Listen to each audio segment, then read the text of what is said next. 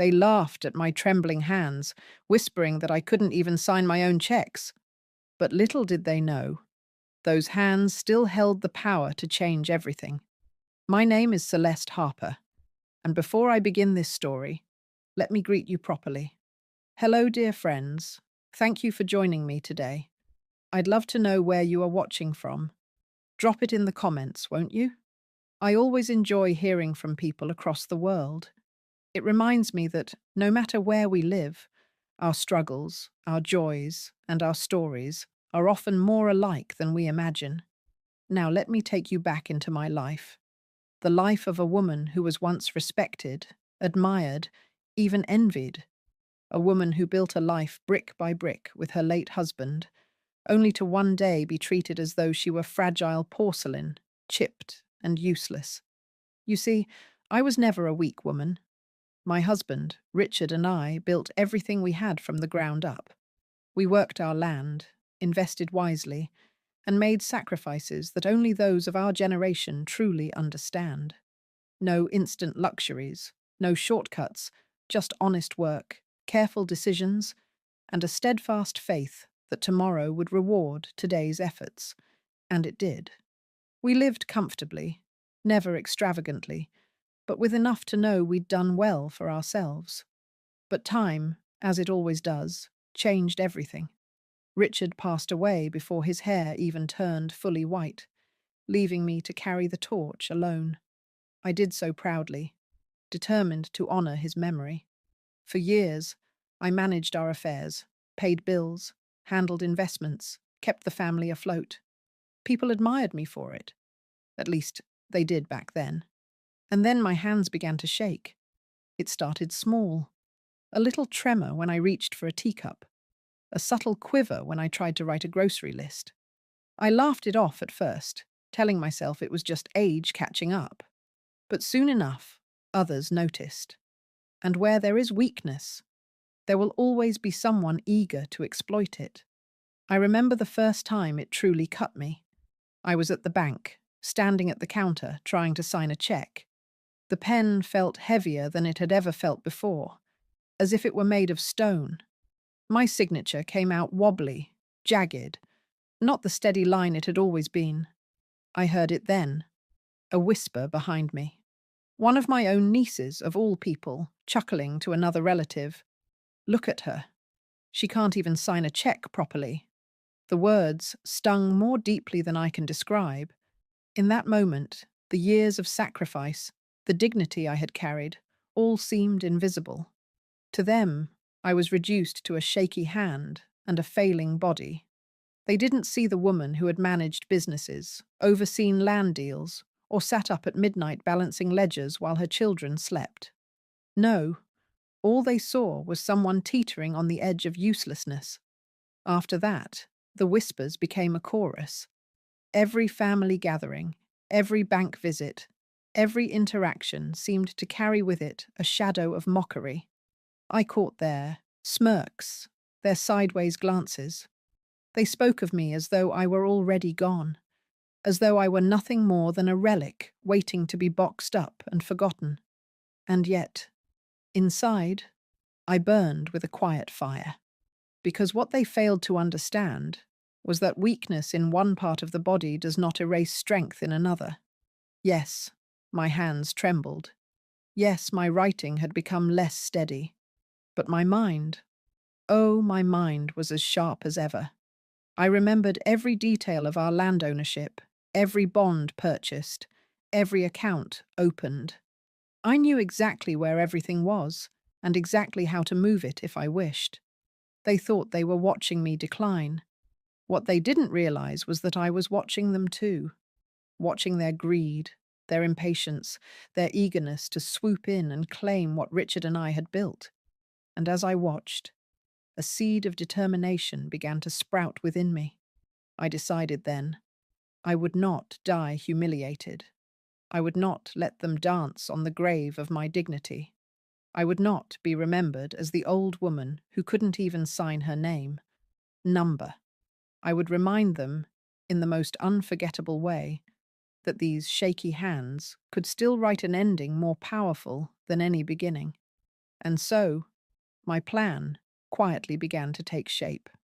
I often find myself drifting back to the years when Richard and I were just starting out, because those memories remind me of who I truly am.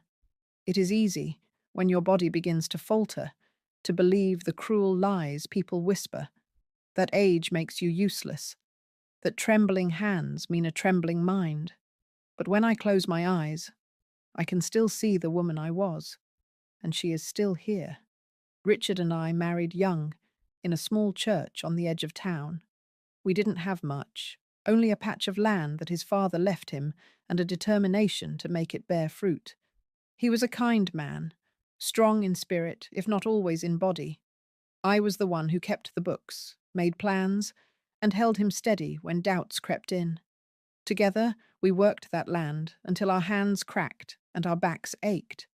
But slowly, year after year, it yielded. When the farm finally gave more than we needed, Richard wanted to celebrate, perhaps buy something grand. But I convinced him otherwise. I told him wealth is like water. It slips away unless you channel it wisely. So instead of wasting it, we began to invest. A little at first, government bonds, a parcel of land on the outskirts of town, and later, a few shares in companies that were just beginning to grow. I studied everything I could get my hands on: newspapers, investment pamphlets, even the dull speeches politicians gave about the economy. Richard used to laugh when he caught me reading financial reports by lamplight. "Celeste," he'd say, "most women read recipes or fashion magazines. You're the only one I know who reads about market yields for fun." But he trusted me, and that trust paid off. By the time we were middle-aged, we had a small but respectable fortune. Nothing ostentatious. We didn't buy flashy cars or diamonds. But we had stability. We had land, bonds, and a home filled with warmth. And we had respect. People looked at us and said, "There go Richard and Celeste Harper, a couple who built their lives with their own hands." That memory sustains me, because it proves that I was never a fool, never a helpless woman. And though my hands might shake now, my mind still carries all the wisdom of those years. But others don't see that. They see only the surface, an old widow whose body betrays her. They forget the decades that shaped me, the nights when I balanced the ledgers to the penny, the boldness it took to buy land when everyone else was selling. I remember sitting one afternoon, staring at the sunlight falling across the living room rug, listening to the faint tremor in my own fingers as they tapped against the arm of my chair. And I thought, why am I allowing them to define me? Why am I letting their cruel laughter shape my story? That was the moment when my quiet resolve began to harden into a plan. I realized something they didn't know. Every deed, every bond, every certificate was still in my possession. Richard had trusted me to keep them safe, and I had never failed him. They thought they were circling a helpless woman, waiting for her fortune to fall into their laps. But they didn't realize the fortune was already in my grasp, and I could make it vanish if I chose. And so I began to think, how much was the land worth now? What about those bonds? They had matured, hadn't they? The thought of it filled me with a strange, secret excitement. For the first time in years, I felt alive again. There was one thing I knew for certain. I would not leave my legacy in their greedy hands. I would take everything Richard and I had built, and I would decide where it went. It was almost amusing, really. They thought my shaking hands made me incapable of even signing a check. But those same hands could still sign deeds, transfer bonds, and withdraw every penny. I smiled to myself then, a small, private smile they would never see, because even though my fingers trembled, my resolve was steady. I began to imagine it, the shock on their faces when they realized what I had done, the disbelief when they discovered that, despite their ridicule, I had outmaneuvered them all. But before I could make that vision real, I needed to prepare, quietly, carefully, without arousing suspicion. Because in families like mine, Word spreads faster than fire in dry grass. If even one of them caught wind of my intentions, they would swarm like hornets. So I began, step by step, to plan my next move. It is a peculiar kind of pain when the sharpest wounds are dealt not by strangers, but by those who share your blood. I could have endured the whispers of neighbours, the sideways looks of acquaintances. But when the mockery came from my own kin, the very people Richard and I once fed at our table, clothed in winters and guided through life, that was a cruelty I could not forgive. One memory is burned into me as if carved with a hot iron. It was a Sunday, after church. My sister's children, along with a few cousins, had stopped by. We were gathered in the sitting room, the air heavy with the smell of the roast I had worked all morning to prepare. I had been proud of myself. My hands had only shaken a little as I peeled the potatoes, and the meal had turned out well. After dinner, I pulled out my checkbook to pay the boy who delivered firewood earlier in the week. As I tried to write his name, my hand quivered badly. The pen scratched across the page like a nervous bird. I muttered under my breath, willing it to steady, but it was no use. That's when I heard it. My niece, Charlotte, whispering to her brother. She thought I wouldn't catch it, but I did. Honestly, she can't even sign a check. How is she supposed to handle all those accounts? Her brother snorted, and they both stifled their laughter like naughty children sharing a dirty joke. I felt the blood rush to my cheeks. I wanted to slam the book shut, to tell them that I had managed finances long before they even knew how to count, that I had built a life while they had squandered theirs. But I bit my tongue. Dignity is not in shouting, it is in silence. Still, their laughter echoed in my ears for days afterward. And it wasn't only them. At family gatherings, I would notice their eyes flicking to my hands whenever I reached for a glass or tried to carve meat. My cousins, who once asked me for advice about buying land, now exchanged smirks as if I were a senile fool. Even my brother's wife, a woman who owed me more kindness than I could ever repay, remarked once, within earshot, "She's slipping. Can't keep things straight anymore." Oh, how wrong they were. Their cruelty did something unexpected. It didn't break me. It steeled me. With every sly remark, every mocking whisper, I felt my resolve harden.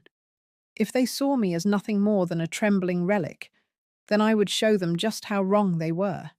One evening, as I sat by the fire, I whispered aloud, almost as though Richard were sitting across from me again. They think I am finished, but they've forgotten who I am. And I remembered. I remembered the woman who once walked into a bank with only $10 to deposit and walked out years later with the deeds to 3 parcels of land. I remembered the woman who negotiated with bankers twice her size and never once flinched. I remembered the woman who built a future with her husband, brick by brick, dollar by dollar, and refused to let anyone tell her she couldn't. Those memories were my armor. Still, I had to be clever. I couldn't simply confront them. That would give them power. No, I had to move silently, like the tide that erodes the shore without anyone noticing until the sand is gone. The cruelty of my family became the spark that lit the fire. But the flame itself, oh, that came from something deeper.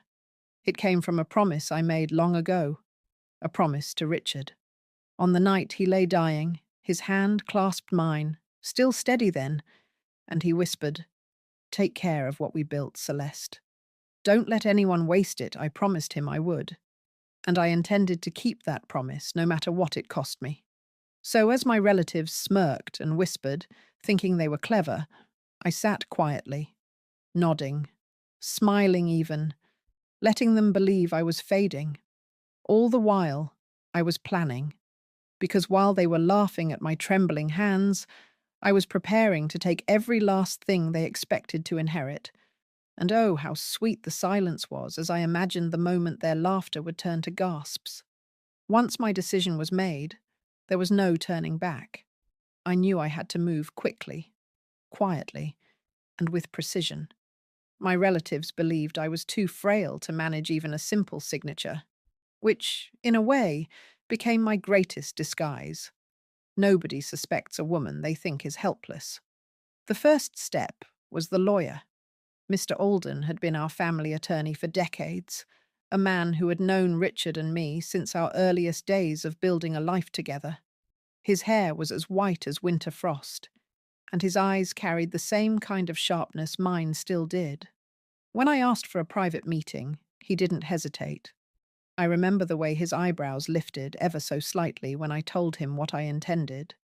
"Mrs. Harper," he said gently, "are you sure you want to do this? It will mean disappearing, in a sense. Your family will not understand." I leaned forward, my trembling hands folded tightly in my lap. "Mr. Alden, my family hasn't tried to understand me for years. Let them laugh. This isn't about them. It's about me, about Richard, about dignity." He studied me for a long moment before nodding. "Then we'll begin." I signed the necessary authorizations, slowly, carefully, willing my hand to obey me just long enough. Each signature was a small victory, a silent declaration. I am not powerless. The ink may have wavered, but the intention behind it was ironclad. Next came the banker, Mr. Rowe. He was younger than Alden, ambitious but respectful. I requested a discreet meeting in his office. As I walked in, leaning slightly on my cane, I could see the flicker of surprise in his eyes when I told him exactly what I wanted: liquidation of certain accounts, transfer of matured bonds, and preparation for large withdrawals. "Mrs. Harper," he said, choosing his words carefully, "are you planning something?" I met his gaze. My voice, though soft, carried no tremor. "I am planning to ensure that everything I worked for goes where it should. That is all you need to know." He hesitated, then nodded. Perhaps he sensed there was steel beneath my fragile exterior, or perhaps he simply admired the courage of a woman determined to act. Whatever it was, he carried out my instructions without delay. The land was the hardest part. That land was Richard's pride, the soil we had worked with our own hands, the foundation of our lives. Selling it felt almost like betrayal. But then I remembered his words on his deathbed. "Don't let anyone waste it." And waste it they surely would have, parceling it off, squabbling over it, draining it of its worth. Better I sell it myself, and use the money with purpose. The sale was arranged quietly through a trusted broker. He was an old acquaintance, someone who understood discretion. We met in his office after hours, the blinds drawn, the desk lamp casting long shadows. I signed the deed with steady determination, even though my hand trembled more than ever. When the pen lifted from the paper, I felt something loosen inside me, a weight I had carried for too long. Piece by piece, the life Richard and I had built was being transformed. Land turned into cash, bonds transferred, accounts restructured. And with every move, I felt the power flowing back into me, like a current that had been dammed for too long. At home, I said nothing. I went about my days as though nothing had changed, enduring the whispers and smirks of my relatives. They thought they were watching me wither. In truth, I was watching them, testing how blind their greed had made them. Not one of them suspected a thing. There were nights, of course, when doubt crept in. I would sit by the window, staring at the moonlit yard, and wonder if I was being too harsh. These were, after all, my own flesh and blood. Was I wrong to outwit them so completely? But then I would recall the sting of their laughter, the way they spoke of me as though I were already gone, and I would remember Richard's voice, calm, steady, resolute. "Take care of what we built, Celeste." That voice silenced my doubts. By the end of it, the arrangements were complete. What they thought was still sitting in banks, tied up in land and bonds, was already gone, placed beyond their reach. All that remained was the final step, the one that would turn their ridicule into silence. I would leave, quietly, completely, without a word. And when the banker called their names, expecting to hand them my legacy, they would find nothing. Only then would they understand that trembling hands can still shape destiny. The night I left was colder than most, though it was not the air that chilled me, it was the weight of finality pressing against my chest. I had spent weeks making the arrangements, each signature and transaction pulling me further away from the life I had known. Now, there was only one step left: to vanish. I packed quietly, methodically. A small suitcase, nothing more. Clothes that were simple and practical.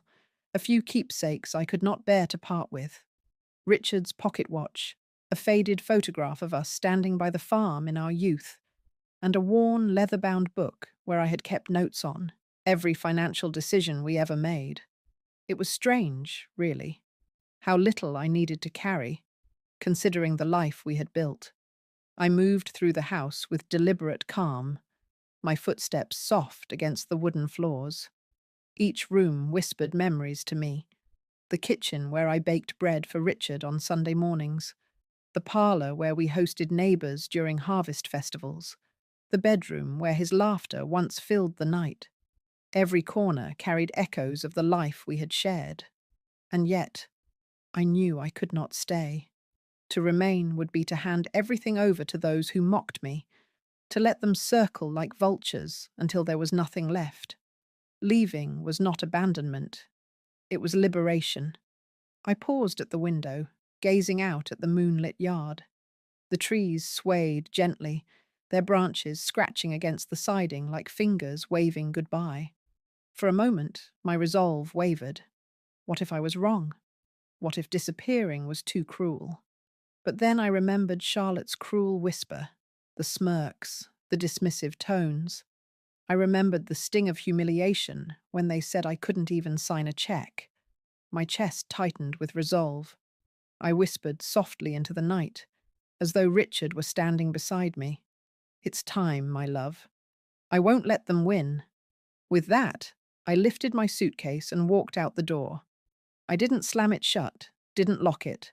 I left it ajar, as if to say, let them come in, let them see the emptiness, let them realize too late what they have lost. The station was quiet at that hour.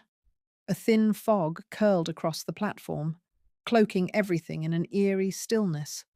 I sat on the bench, my suitcase at my feet, and waited for the train. My hands shook, yes, but not from weakness this time. It was adrenaline, the thrill of freedom coursing through me. When the train arrived, I boarded with steady steps. The whistle blew, and as the wheels began to turn, I felt something shift inside me. The house, the land, the laughter of my youth, the mocking whispers of my old age, all of it receded into the distance. What remained was only me, Celeste Harper, and the knowledge that I had taken control of my fate. The ride was long, giving me plenty of time to think. I looked out at the passing fields and towns, each mile carrying me further from the people who had underestimated me. There was sadness. Yes, leaving behind the familiar always carries grief. But beneath it was something stronger: exhilaration. For the first time in years, I felt like the author of my own story again. I imagined the moment my relatives would discover my absence, their surprise at finding the house empty, the land sold, the bonds transferred. I imagined their panic when they rushed to the bank, only to be met with silence. And then, the moment the banker would call their names. That image warmed me like a fire on a cold night. When the train pulled into a distant town, I stepped off with quiet confidence. Nobody here knew me. I was just another traveller, another face among many. I found a modest boarding house run by a kind widow who asked no questions. With the money I had secured, I knew I could start anew. Not lavishly, not extravagantly, but with dignity. For the first time in a long while, I slept peacefully. No whispers, no mocking eyes, No vultures circling, just silence, and the gentle rhythm of a new beginning. In disappearing, I had not lost myself. I had reclaimed myself, and as I drifted into sleep, I knew that somewhere, perhaps only in spirit, Richard was smiling. I wasn't there to witness it with my own eyes, but oh, how clearly I can imagine it. The banker himself later told me enough for me to piece it all together, and in truth, I had pictured that day so many times in my mind that I can see it as if I were sitting in the room. The day my family thought would mark their triumph became the day their laughter died. It was a crisp morning when they marched into the bank, dressed in their finest clothes. Charlotte, the niece who mocked me most, wore a new hat with feathers so tall they nearly brushed the doorframe. Her brother walked beside her, puffed up with self-importance. My cousins trailed behind, their faces hungry, eyes glinting with expectation. They had come to claim what they believed was theirs: the land, the bonds, the accounts, my life's work, Richard's legacy.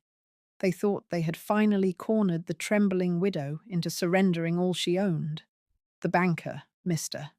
Rowe, greeted them with his usual politeness. "Good morning, ladies and gentlemen. Please, take a seat." Charlotte smiled sweetly, her voice dripping with false sympathy. "We're here about Aunt Celeste's accounts. We understand well, she isn't in a position to manage things anymore." Mr. Rowe adjusted his glasses, his expression carefully neutral. "Yes, I am aware of Mrs. Harper's situation." They leaned forward eagerly. "Then let's proceed," her brother said, rubbing his hands together. "We'll need access to her accounts, the bonds, the land deeds." Mr. Rowe raised a hand, cutting him off with quiet authority. "I'm afraid there's been a misunderstanding." A hush fell over the room. "What do you mean?" Charlotte demanded. He looked down at the papers before him, then back up at their anxious faces. "Mrs.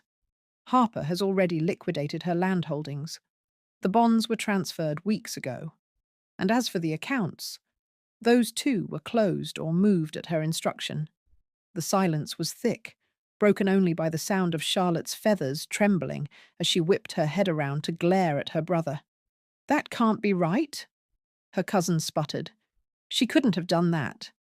She can't even sign her own name without trembling." Mr. Rowe finished for him, his lips curving into the faintest smile. "Trembling or not, Mrs. Harper's signature is valid, and she executed every transaction herself. All was done legally and properly." The words struck them like stones. Charlotte's face flushed crimson. "Where did it go? Where is the money? The land? She couldn't have just taken it." Mr. Rowe leaned back, folding his hands calmly. "Where it went is no longer your concern. Mrs. Harper made her decisions privately, and I assure you, she knew exactly what she was doing." Voices rose around the table: disbelief, outrage, denial. One cousin slammed his hand down, rattling the banker's pens. Another muttered curses under her breath. Charlotte's eyes glistened with angry tears, her feathers trembling like a storm-struck bird. "They laughed at me," I whispered to myself when I later heard the story. But now, who is laughing? The banker described how the room dissolved into chaos. Relatives shouting over each other, demanding answers, insisting there must be a mistake. But Mr. Rowe held firm. Calm, professional, unshaken, he repeated the truth. Everything had been handled by Celeste Harper herself. At last, silence fell. Heavy, bitter, humiliating silence.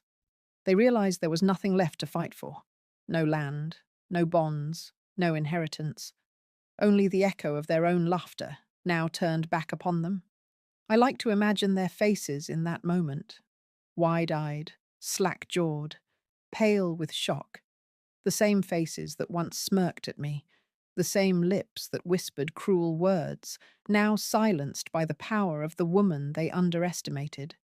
It was justice, pure and complete. And though I was far away, living quietly in my new home, I felt it, a ripple in the air, like the release of a long-held breath. They had mocked me for my trembling hands, but those hands had signed away everything they thought they owned. I had not shouted. I had not argued. I had not pleaded for respect. I had simply acted.